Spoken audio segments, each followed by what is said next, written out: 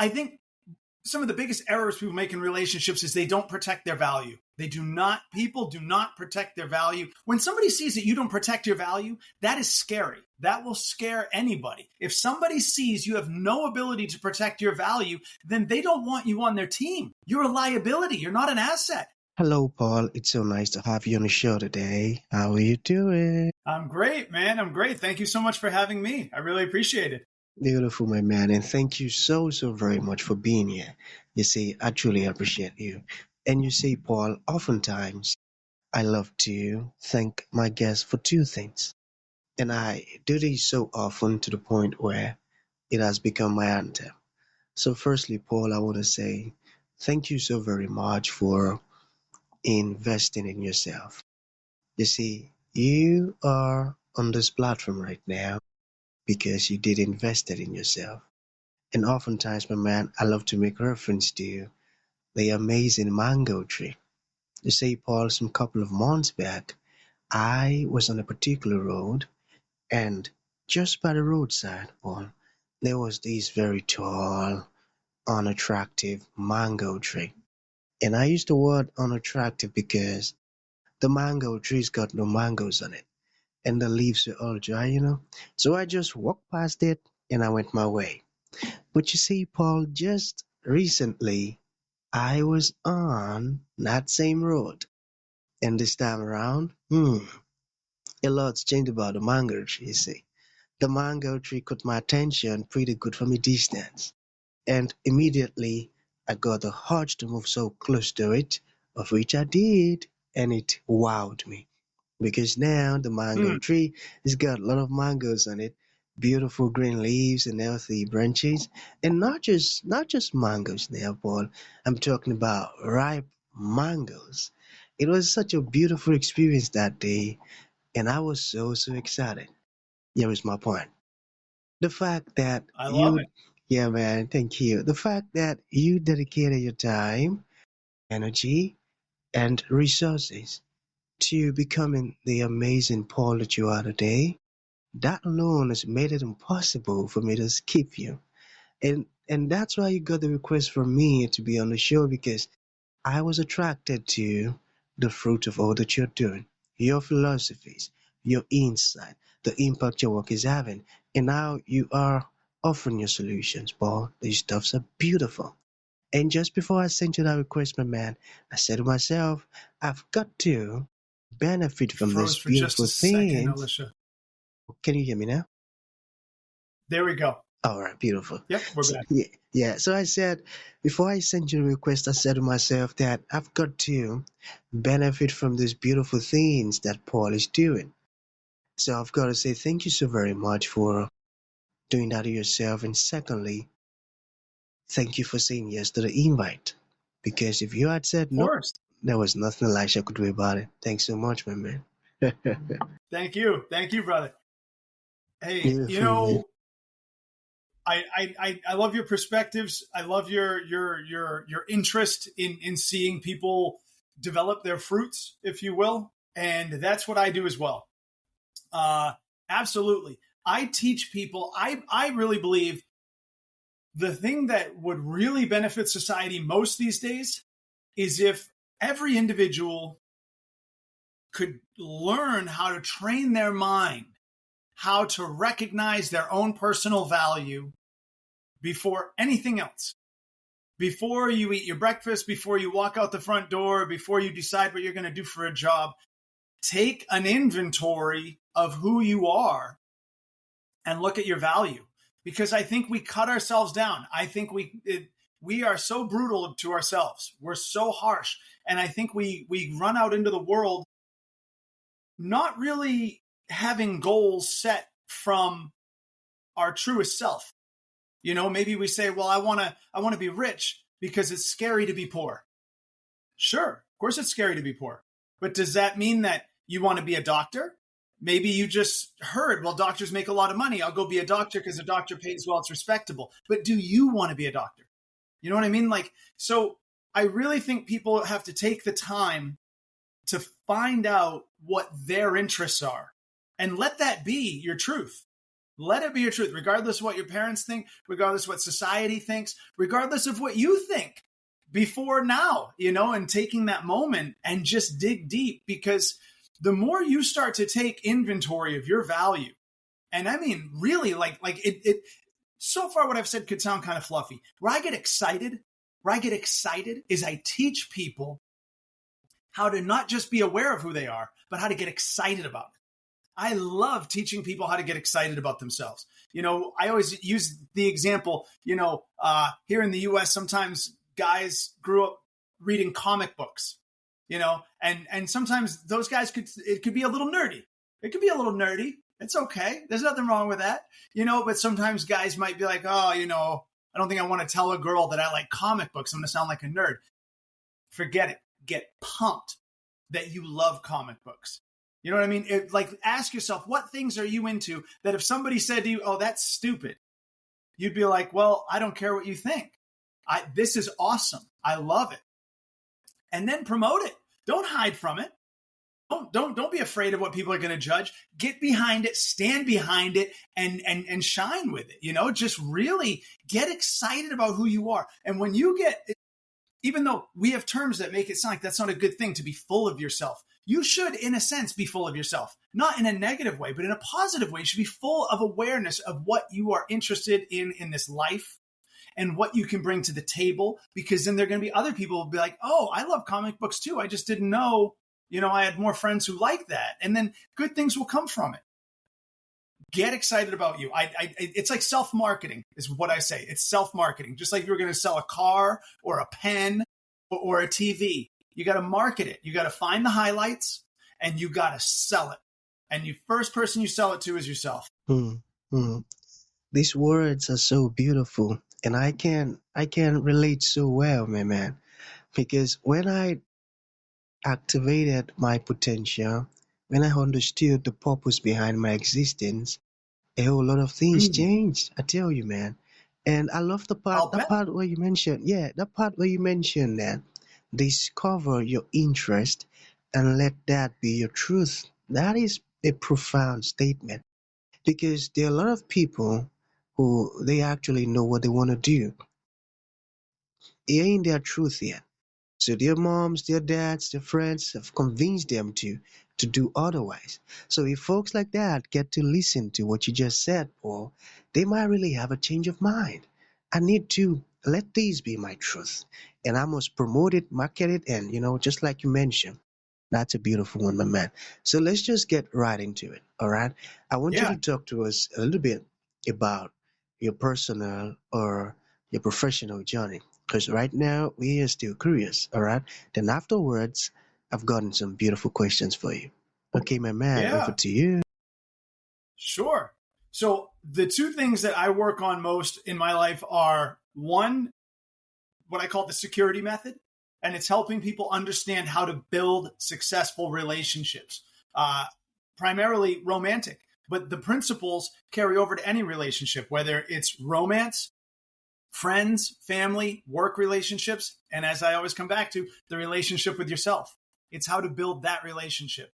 And I call it the security method because I think some of the biggest errors people make in relationships is they don't protect their value. People do not protect their value. I see not just guys who are nervous about approaching a woman because they haven't really considered what they're bringing to this woman's life as a possibility. But I see men in relationships, married men with kids that have been married for years, and they don't protect their value. And for that reason, when somebody sees that you don't protect your value, that is scary. That will scare anybody. If somebody sees you have no ability to protect your value, then they don't want you on their team. You're a liability. You're not an asset. You're a liability. You're a weak link. That means that anybody can penetrate your barriers, and that's terrifying. But when somebody sees that somebody stands up, like I said, even if it's something as simple as being into comic books, or you love a TV show that came out, no one else liked, you go, I don't care. I think the show is awesome, and I'll tell you why. Episode 2 was the best. Episode 4 wasn't that good, but by episode 5, it came back, and you can back yourself up, and you can stand up for what you believe. Everybody wants you on their team. Everybody wants a piece of that guy or that woman. It's hot. It's hot. And security is what we all need, because the reason security becomes compromised in people is because you don't recognize what you have to protect. That's why. You don't believe you have enough value that you need strong security to protect it. And that's why it's really scary. Not only do others see that you don't have the ability to protect yourself, but they see that you don't believe that you have anything to contribute. And if you don't have anything to contribute, then what are you going to be? You're just going to be a leech. You're just going to be extra weight. And people will be kind to you and sweet to you maybe once or twice if you fall down for a minute, knowing they want to help you get back up. But if they see that you don't truly believe that you have something to contribute to the group, we're still animals, man. We're still animals. We live in a world. If you don't breathe for 30 seconds, maybe a minute, you could die. If you don't drink water for 3 days, you could die. You don't eat food for 2 weeks, you are dead. We have a fight. There is a fight we all have to stay involved in. And we want to live in abundance where we get ahead, where, we don't have to worry about breathing or getting fresh water or food. We forget about those things because we live probably in abundance. But the reality is we live in a world where you have to keep up. You must. And that is ingrained in all of our souls. And if we see someone is on some level a threat to the security of our existence, we're going to phase them out. We're going to, or worse, if we're already in a relationship with that person, a lot of times it gets abusive. That's when it gets, and I don't mean physically per se, but I mean like emotionally, insults, pushing someone away, being rude, being short, being nasty to somebody, because you fear what they bring to the table. But when you know how to bring some value and you believe it, not a front, not a fake, believe it. You believe and you've thought about it and you know why. You know what your values are. You don't say you're a surgeon if you're not a surgeon. Don't lie. But if you know that you know how to speak, or you know how to research, or you know how, whatever it is, and you're like, look, this is what I do. This is my lane. I'm great at it. I want to be on the team because I bring something. Then people are going to want you around. That's a big part of what I do. And I love teaching it to others because I believe society could function so well if we all got excited about who we are. I really do. And it would make me, it's a little bit selfish. I want to walk down the street in a happier world.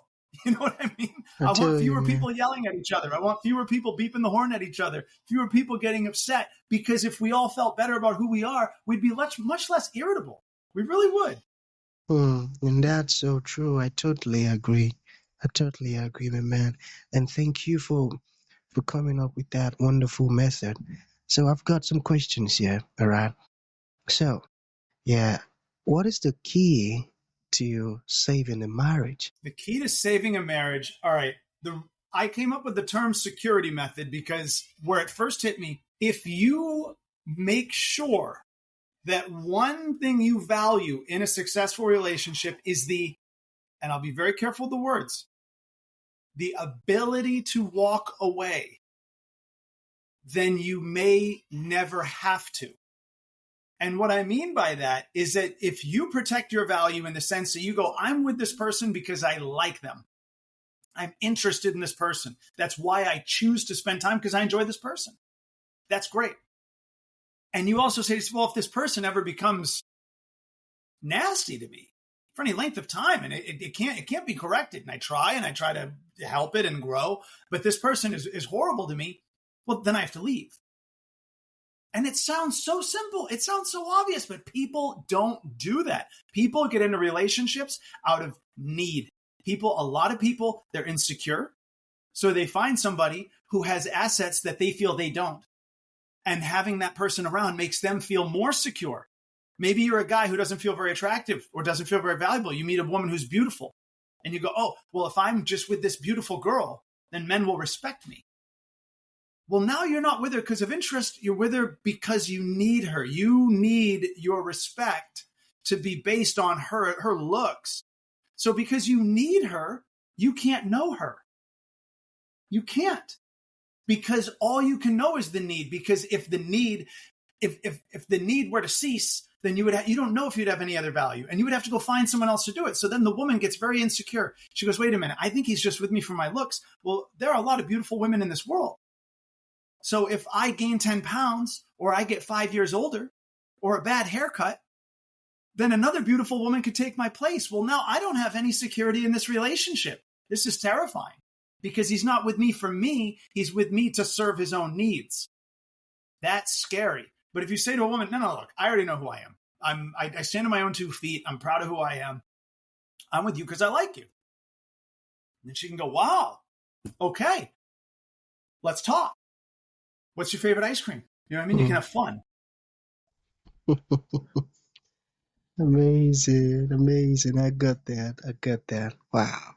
In that case, oh boy, a lot of people, got into got into the relationship for one need or another. I tell you, and it has even almost become the norms.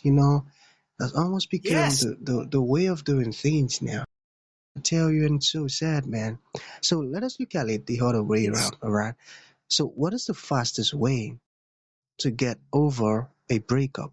Let's say we've got a listener or listeners who are going through, these breakup issues right now. How can they Yeah. get over it in the fastest way, if there is something like that? All right. First of all, I love this question because, breakups are one of the hardest things you'll ever experience in life. If you're the one who's been broken up with, if you got dumped, it's one of the worst feelings because whenever something doesn't go right in your life, people will always try to comfort you. They'll say, don't take it personally. You don't get a job, something doesn't go your way. Don't take it personally. That's what they say. But a breakup, it's the most personal thing that could ever happen to you. Somebody has gotten to know you better than anybody else. They got to know you, your personality, your traits, your interests, everything about you. And when they finally get a good look, they go, nah, I don't think so. It's the most personal insult you can experience in life. It's very painful. So first off, I would offer, understand, a tremendous amount of the pain related with a breakup is not about the other person not being in your life. It's not that. That is a factor, but it's a very small factor compared to where your pain is coming. Your pain is coming from the idea that you probably have come to believe this person's opinion of your value is greater than your own. That's the problem. Because if you believe this person's opinion of you is more valuable than your own and they've chosen against you, then you have nothing. You have nothing. And this is why people feel empty and they feel vacant. They feel worthless after a breakup because they let their opinion of their own value be decided by somebody else. And that person walked away. Now you have nothing. The first step you have to do is reclaim your ability to determine your own value. You must. This is what led you here in the first place. I assure you, 99% of these breakups wouldn't have happened if you stayed in control of your own sense of value. And this person knew you were at the wheel of your own ship. And you knew, even if they didn't agree with you, that you still felt great about yourself.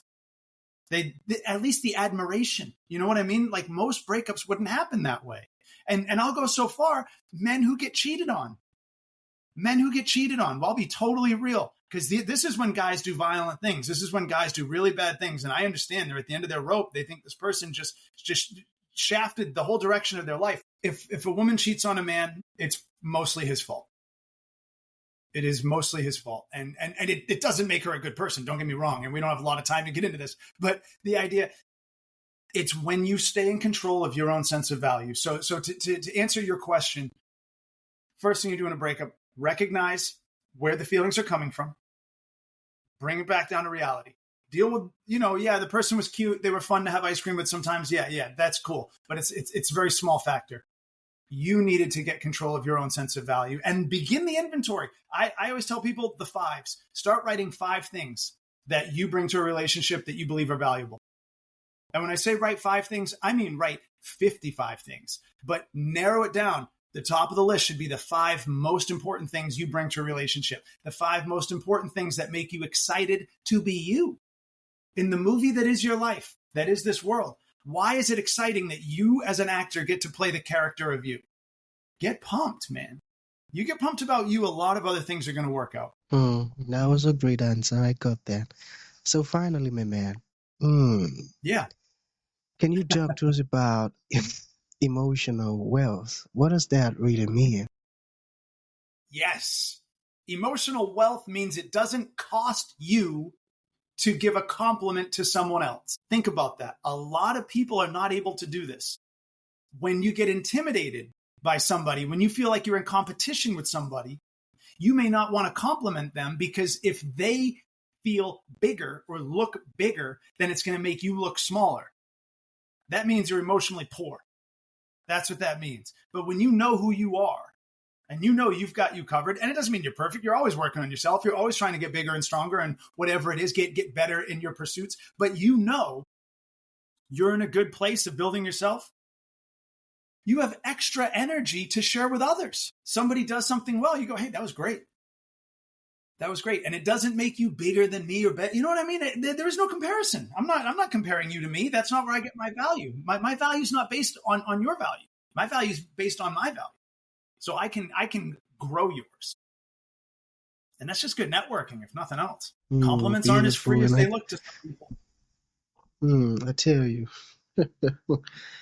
wow, emotional wealth. I got that. So finally, my man, for folks who like to reach out to you, learn more about the Yeah. wonderful stuff you're doing, or even ask you questions, or let's say they want to, utilize the amazing method that you created, the security method. How can that be possible? Yeah. I appreciate it. So my name is Paul Roseberry. Last name is Roseberry, just like a blueberry, but a roseberry. You can reach me at paulroseberry.com. My email is paul@paulroseberry.com. I'm on Instagram at Paul_Roseberry_. And I would love it. Listen, I do one-on-one coaching. I do. And I'm happy to take people on and work with them as clients. But also, if you just, maybe you don't have the money for coaching right now, you just have a question or two that you'd like answered, email me. I love to answer questions. I'm also on a podcast called Vent This, and on that, and we'll have you on if you'd like to be on. It's a lot of fun, and we help solve a lot of things. Are more comedic. They're not necessarily relationship based, but we do a lot of relationship questions. So I'll answer your questions on our podcast. I'll give you a verbal answer. Maybe I'll just write you back, but I love to help people. I really do. So reach out to me, and I'll do what I can to help. I love to do it. Beautiful, my man. So that's going to be the end of the show, Paul. Thank you for coming, and thank you for sharing this wonderful stuff with us. It means a whole lot, man. Thank you. Elisha, thank you. Thank you, buddy. This has really been great.